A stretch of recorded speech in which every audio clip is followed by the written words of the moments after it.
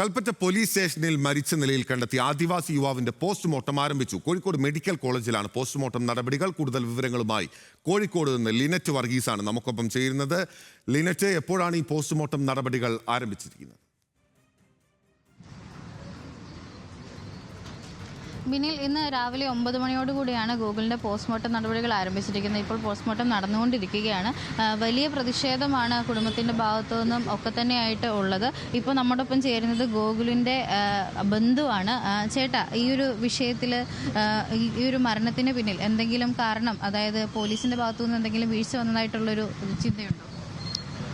അത് അങ്ങനെയാണ് സംഭവിച്ചിരിക്കുന്നത്. പോലീസ് സ്റ്റേഷനിൽ നിന്നാണ് സംഭവിച്ചിരിക്കുന്നത്. അപ്പം അന്വേഷണം വേണം. ബാക്കി ഇതിനെ പറ്റി ഞങ്ങൾ അവിടെ നിന്ന് വരുമ്പോൾ 10 മണി കഴിഞ്ഞിട്ടുണ്ട്.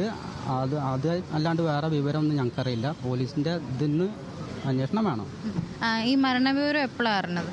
ഞങ്ങൾ രാവിലെ അവർ എങ്ങനെയാണ് പറഞ്ഞത്, അവൻ്റെ ആധാറും റേഷൻ കാർഡൊക്കെ എടുത്തിട്ട് വരണം, അവനെ കൂട്ടി പോകാനെന്നും പറഞ്ഞിട്ടാണ് ഞങ്ങളെ വിളിച്ചത്. എത്ര മണിക്കായിരുന്നു അവർ വിളിക്കുന്നത്? അവർ രാവിലെ ഒരു 6:30, 6:45 അതിൻ്റെ ഇടയിലാണ് വിളിച്ചത്.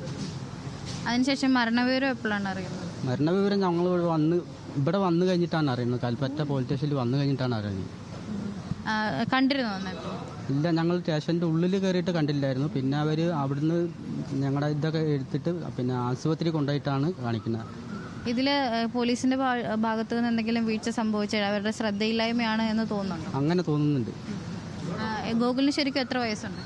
18. ഈ മാസം കഴിഞ്ഞാലേ 18 തികയുള്ളൂ.